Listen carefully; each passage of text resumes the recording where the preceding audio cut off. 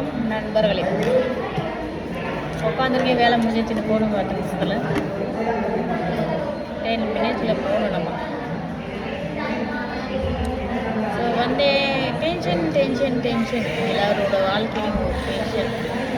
ஒவ்வொருத்தனுக்கும் ஒரு மாதிரி பிரச்சனை அப்படித்தானே. ஒவ்வொருத்தருக்கும் ஒரு மாதிரி பிரச்சனை. ஸோ ஒரு கதை சொல்லணும். ரொம்ப நாள் ஆச்சுல, ரொம்ப நாள் ஆயிடுச்சு.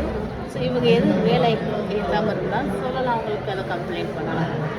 அப்புறம் என்ன, ஸோ அதை தான் சொன்னேன், பக்கத்து வீட்டு பிரச்சனை அப்படின்னு சொன்னால் அது ஒரு வாழ்க்கையில் நடக்கிற பிரச்சனை தான்.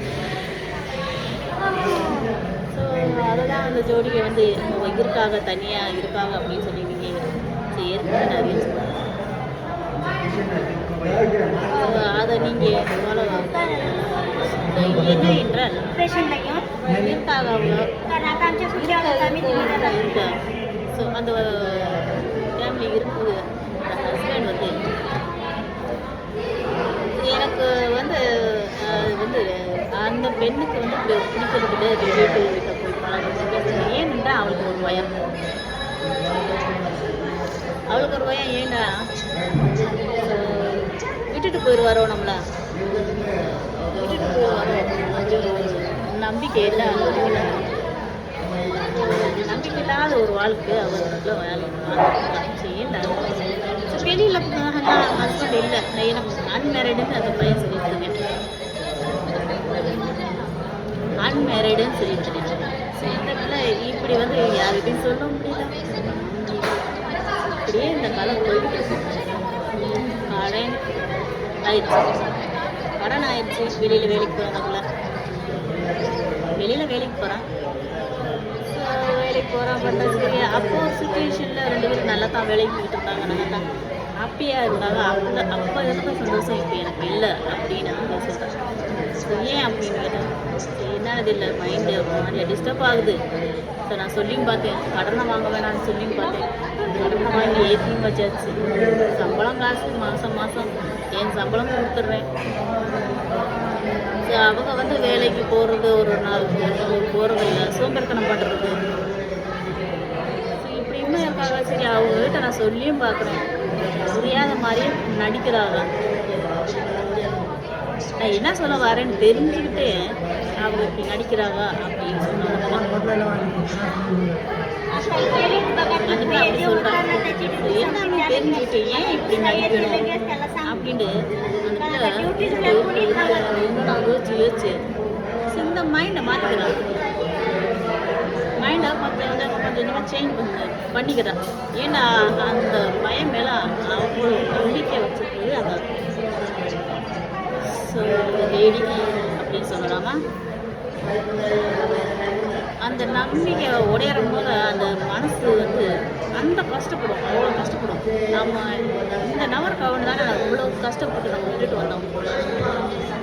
எவ்வளவோ நம்ம பார்த்துட்டோம், எவ்வளவோ அசிங்கப்பட்டுட்டோம் அப்படின்னு சொல்லிட்டு. ஸோ அந்த நபர் வந்து ஏன் புரிஞ்சுக்கல அப்படின்னு ரொம்ப சங்கடப்படுறாங்க, கஷ்டப்படுறாங்க. வெளியில் சொல்ல முடியல,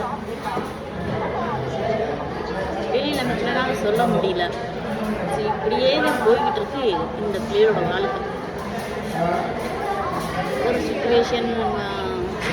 ஸோ அது ஒரு மாதிரி பணம் கொடுத்தா என் செல்லஞ்சட்டி, அந்த சட்டி, இந்த சட்டின்னு கொடுத்துருது. ஸோ இப்படி உங்களுக்கு வந்து அந்த பிள்ளைய உணர்றா. ஏன் ஒரு நேரம் இவ்வளோ அன்பை காட்டிட்டு ஒரு நேரம் ஏன் இப்படி வந்து செய்யணும்? எதனால எனக்கு புரியலையாக்கா, எனக்கு இருக்க பயம்தான் கொடுக்குது தவிர இந்த ஆள் என் கூட இருக்க போகிறது இல்லை அப்படின்னு சொன்னாங்க. எப்படி நான் வாழ்கிறது, யாரை நம்பி வாழ்கிறது? இன்னைக்கு யாருமே எனக்கு இல்லை. நான் சொன்னேன், உன் கையால் நல்லா தானே இருக்கு.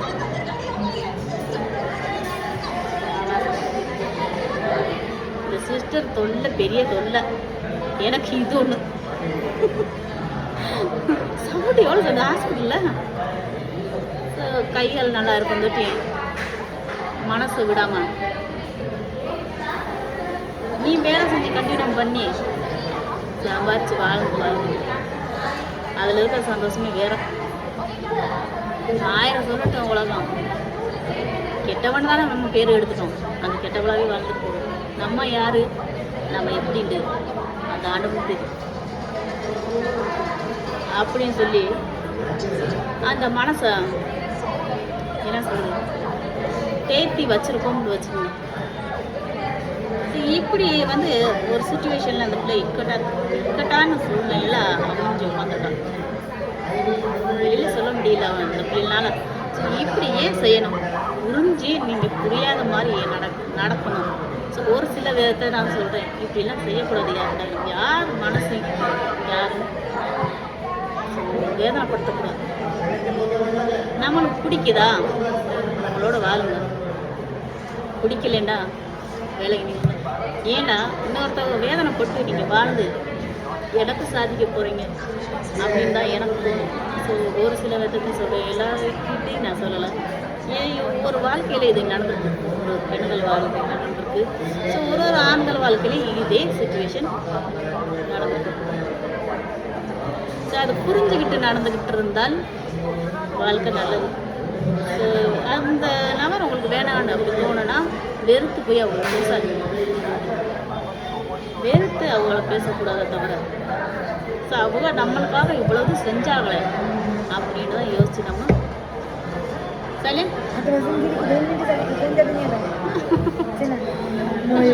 கிளம்பிட்டு இருக்கு ब्लाउज आना हो द्या ना आम्ही दुसरा घेऊन येते हो बॅग चार हो जा हो या सर. யாரோட மனசையும் அப்படி வேதனைப்படுத்தக்கூடாதுன்னு நான் சொல்கிறேன். ஸோ நீங்கள் என்ன சொல்கிறீங்கன்னு எனக்கு கமெண்டில் சொல்லுங்கள். ஓகேவா ஃப்ரெண்ட்ஸ்?